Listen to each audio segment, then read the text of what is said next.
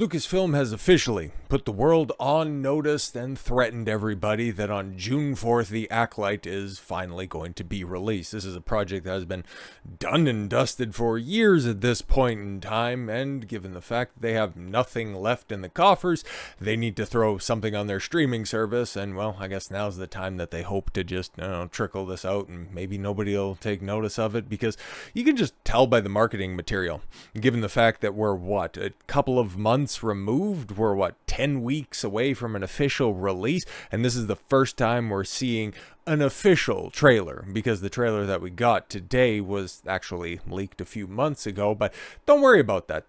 Everybody just get hyped. There's a lot of pretty colors, there's a lot of woo woo woo, oh my god, Jedi and all that stuff. But if you have one terrible poster that realistically, does that scream Star Wars? Oh look, there's the sun. Where's the other one? There's supposed to be two that are out there on the horizon. This is Star Wars, because that's the audience that they're pandering to. Now like I've said, I'm not the biggest Star Wars fan, but if there's a good show that's going to be out there, if it's going to tell a compelling story, if it's going to have gripping characters, I'd be on board for it. Hell, thanks to House of the Dragon, I became intertwined with Game of Thrones and A Song of Ice and Fire lore. It's something that, hey, I imbibe in on a semi-regular basis. I think that it's very interesting in Star Wars, given the fact that it's been around for a lot longer. It has an interesting mythos, and if they were doing something interesting now, I might check in, but for the time being, when you see posters like this, or especially ones that look like this, okay, do you know what you're doing? But then at the same time, they exactly know what they're doing in this one, okay? In an age of light, a darkness rises.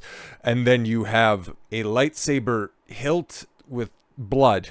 Okay, outside of the obvious comparisons that have been made time and time again without getting too terribly graphic, when was the last time we seen lightsabers and blood in the same situation? Even when Anakin got turned into mincemeat on Mustafar at the end of Revenge, he was getting burnt up on that the shore. Didn't see any blood. You've seen a lot of agony. You've seen a lot of anguish, but no blood. You have to go back to 77. Okay, you have to go back to the original. You have to go back to A New Hope in order to see anybody sustain a significant amount of blood loss from a lightsaber strike. You've seen a fine mist from A Phantom Menace, or from The Phantom Menace, sorry. And Obi-Wan sliced Darth Maul, but nothing that could be allegorical to what we have right here. But I mean, you have an avowed feminist pushing a feminist agenda in a Star Wars show, which we've been told for the past decade plus, the Force is female. Yeah, people are going to see blood being streaked down the middle of the poster with a cylindrical object to the bottom of it, and to draw their comparisons and meme on it, because Star Wars, as much as the shills are going to go out there and say, oh my god, this is a gritty, grounded take on this, because here's some more of the backstory. The Acolyte details said 100 years before The Phantom Menace, so during the High Republic times, when the Jedi were supposed to be at their full power, at a time where, okay, the Jedi Council was at their full power when they knew beyond a shadow of a doubt the Sith had been gone for, and may I quote Mace Windu for a second, they have been gone for a millennia. They're just going to go ahead and tell another story that totally didn't happen during this time? Okay, cool. Just like what happened with the Obi-Wan's show. That was just so farcical. That was one of those things where you can look at it and go, oh, that didn't happen. Remember, that series was going to save Star Wars. Mandalorian, that was going to save Star Wars. Book of Boba Fett, well, no, actually, everybody hated that when it originally came out. But Ahsoka, oh, that's peak fire Star Wars, guys. But don't worry, this time around, The Acolyte, it's bringing in a brand new creative. It's going to take all of the best aspects. It's going to be telling a story in a time frame where you don't have any characters already established from the previous films, except what everybody's looking forward to. Oh my god, we're going to get a Yoda cameo. You people are sad. It didn't use the volume VFX at all during filming. It's narratively similar to Andor. What the hell does that even mean? Because, okay, Andor is kind of the black sheep of the Star Wars series that are out there right now. Because people who watched it either said that it was just too boring and it didn't have enough Star Wars stuff in it. It's just so funny that they're pointing out that they didn't use the volume for the special effects work, and then that's supposed to appeal to the Star Wars fans that are just conditioned for key jangling. references, yeah, okay. But narratively similar to Andor, the lowest viewed Star Wars series that most of the fans that you're trying to appeal to thought was too boring. Plus, you can't tell a grounded story like that based on the showrunners, but okay, it's going to be 8 episodes, around 30, so you're getting 4 hours of content. Ooh, how much of that is going to actually be consequential? Well, the way that these series normally work out, the first episode and then probably 7 and 8, that'll be where a bulk of the storytelling is going to be, and a lot of filler in the middle. So I don't know, 60 to 90 minute concepts stretched thin over 8 episodes. Fantastic stuff. Pitched as a multi-season show. Well, yeah, of course, these people want job security, and incorporates the stuff that Kathleen Kennedy kicked out of the door with her first move as head of Lucasfilm. Incorporates EU and Legends lore. Yeah, we know Disney loves to pilfer all of the stuff that they wanted to decanonize and then bring back into the fold and do it a hell of a lot worse. Like I said at the beginning, this is a whole new team that's going to be working on this. This isn't a specifically, even though they're going to have say over it, Jon Favreau, Dave Filoni, Robert Rodriguez. It's not going to be any of those guys. It's not even going to be Tony Gilroy from over in Andor world. This is Leslye Headland. Leslye Headland. Now, you probably don't know that name, and if you do, you've probably been following other stories in Hollywood, because Leslye Headland, at least, to be fair to her, unlike some of the other people that Disney, Lucasfilm, Marvel like to employ, she's actually worked her way up in the industry.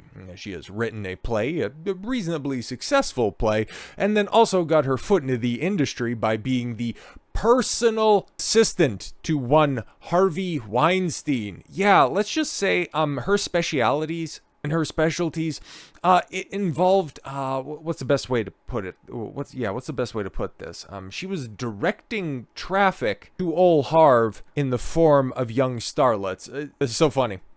Not that entire situation. That's totally disgusting. But a two-tiered legal system that is obviously on display right there. You have somebody who is running the Ghislaine Maxwell type role compared to the, end consumer.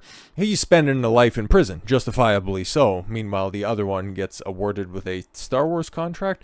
Very strange. You've seen that play out with what? Allison Mack and Keith Rainier with the Nixium cult, and then again, the previously mentioned Epstein stuff. Strange how the world works, but don't worry, guys. The Force is female. That's why somebody who has extensive knowledge of the female mind, that's probably why they were put on this project. But Leslye Headland explains why one writer in the writer's room for the Acolyte had never watched Star Wars. Fantastic stuff. Like, if I was ever propositioned to work on a project, a film, a TV show, a video game, anything like that, work for a sports company, okay? Something that I would be passionate about, theoretically, if I was approached with something like that. I would have to dust up on my references. I would have to be fully engrossed in the project that I would be undertaking, because that would be good due diligence for somebody trying to take on that role. Meanwhile, over in Disney, over in the bigger studios in Hollywood, they perceive an ignorance on the topic as something to be pursued and something to be elevated.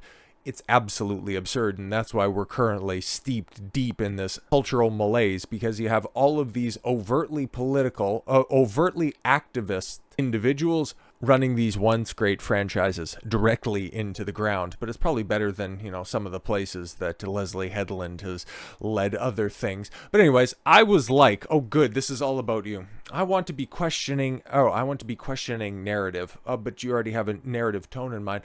I don't want myself, who's a lifelong fan, yes, I'm sure, to just be relying on particular references in order to create emotional beats. This is Star Wars, guys. I want those emotional beats to be earned and checked by someone that isn't super familiar with it.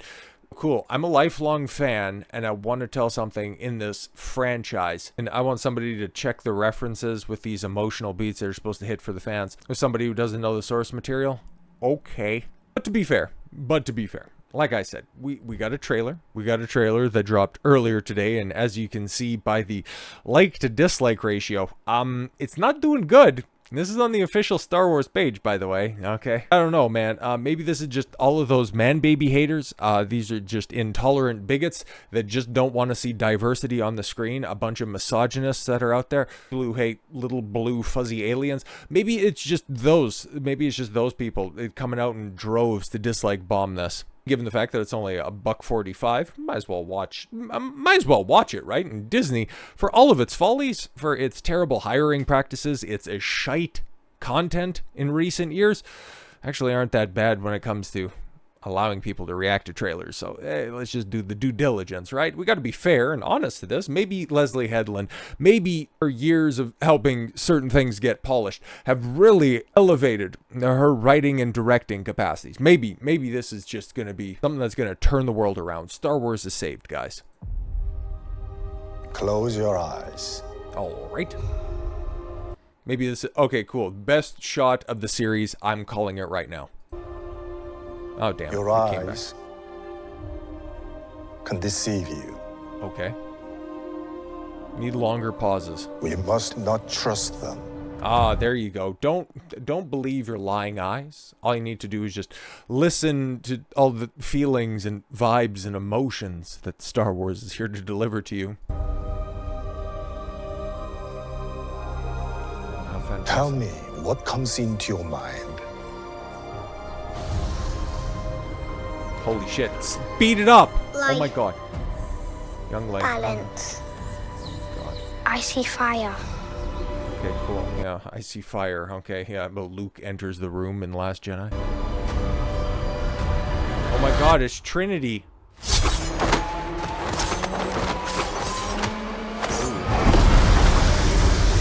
Oh, could that have been slower? Oh my god, as if the line delivery isn't laborious enough. That action scene was, yeah, that was something. Alright, and cool. What, is she trying to fend off a home invasion? Is that what we're doing here? It's Jim. Oh god. Someone is killing Jedi. Yeah, we know who that is, okay? His name's Anakin, and he's not supposed to come around for another about 120 years. It doesn't make sense. Oh my gosh, so What happened? I sensed darkness. That's just the main character. That's... Oh no, that's the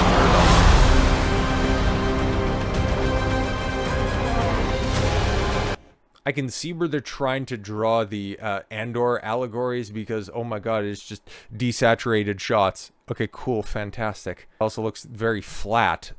Okay, cool. There was a lot of spectacle in Andor. It just wasn't overindulgent Star Wars fan pandering, which is totally fine to do. It's just so overtly like we're going to see by the end of the trailer. I mean, come on.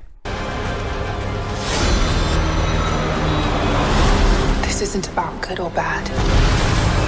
This is about a bunch of women. This is about power and who is allowed to use it. Yes, which persecuted minority is allowed to use power? Oh my god, the writing is on the wall.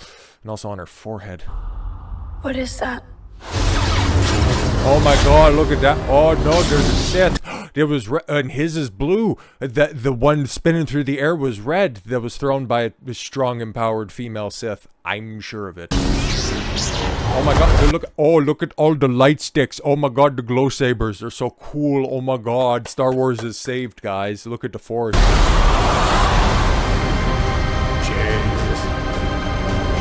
2-episode premiere. Why would you threaten us like this? Oh my god, they made the lightsaber noise. It's gonna be so cool. Oh my god. Okay, it's like, sure, it was a teaser trailer. You're 10 weeks out from the plop of this on Disney Plus, a service that is hemorrhaging money, losing billions every quarter, jettisoning millions of subscribers every same quarter, but that's gonna save Star Wars, guys, okay? And then also opinions from showrunners, okay? If the visuals, because yeah, some of the stuff looked good. Obviously, the makeup was good. The costumes, everybody was wearing period appropriate costumes. No reference to the poster. We're talking about an epoch in time. Again, with all of this stuff, looks exceptionally expensive, but it's always going to come down to the people writing and directing. And, well, LGBTQ plus activist Leslye Headland is the new director for the Star Wars franchise.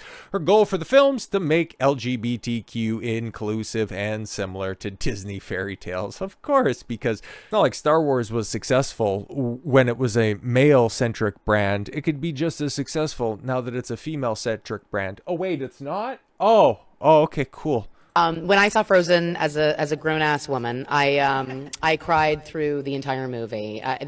And this is supposed to be about Star Wars, huh? That's cool. There was just something about the relationship between the sisters, the like de-villainization of the classic kind of fairy tale bad guy, you know, the concept of true love being between two sisters and not a heterosexual relationship. Like, it just...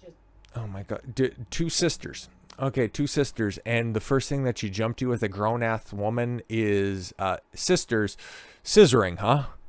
All right, then. Well, I guess when you're steeped in all of that type of sexual degeneracy for as long as you were, it kind of makes a lot of sense. It just destroyed me completely. And I thought, gosh, you know, I would love to make something like this that is, you know, for lack of a better term, Disney, meaning it's something that, like, my parents would have allowed me to see when Parents would have allowed a sexual, incestuous, homosexual relationship. Okay, weird family. I was younger as a queer person. Gotcha. Oh my God. But I would have There been you go. able to understand as a queer person, and I think I would have had a completely different life. And so I really was inspired by it and was like, God, I would love to make a story like this. And so when I was developing this original idea to pitch to Kathleen, I thought, well, you know, it can't just be that. You know, when you're pitching Star Wars, you have to pull from what, you know, George was also interested in. Like, it can't just be like, well, I'm referencing, especially if you're going to set something, you know, during the High Republic or end of High Republic into prequels, you don't have the Skywalker saga. Like, you can't reference a character that was created by George and or Filoni. Like, you have to create your own new characters. Right. You can't reference the world that George created, that Disney unfortunately has helped curate. No, you can't reference any of that stuff. You need to go ahead and tell original stories that personally affect you. But while everybody can, I don't know, simply look with their eyes, even though the trailer told us you don't believe what you see in as many words. Franchise, it's not what it once was. Hell, it's not even what it was prior to Disney's acquisition of it. And for all the people thinking that George Lucas, oh my God, if only the franchise was back in George's hands, okay, we would have movies in the theaters, we would have competent television shows. But I'm going to be completely frank with everybody. George Lucas backing a Bob Iger over, I don't know, anybody who could right the ship over at Disney. George is also the problem. Remember, they made the OT. Everybody loves the OT. Everybody at least respects the OT. They have varying degrees of acceptability when it comes to the prequels. But if you think George or one of his emissaries are coming to save the day, you're out of your mind, because guess what, George? He's always been kind of cracked. So it's so funny.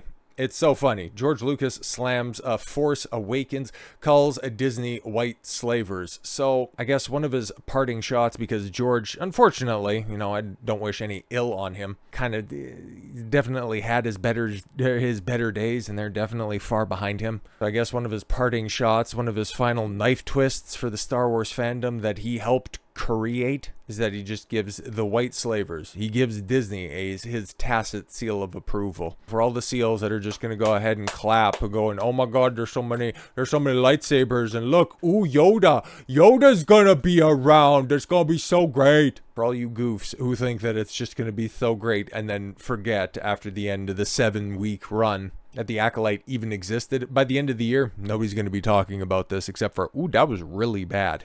I'm just telling you, that group over there, you get what you deserve. As for people who just simply want better entertainment, you just pay this a simple amount of antipathy, and then whenever something funny like that trailer comes along, you just point at it, you mock it, and laugh at it, because that's the only way that things change. With all that said, thank you all very much for the gift of your time. I've been Don Consuelo. I want you to follow your gut and get after it. Take care, everyone.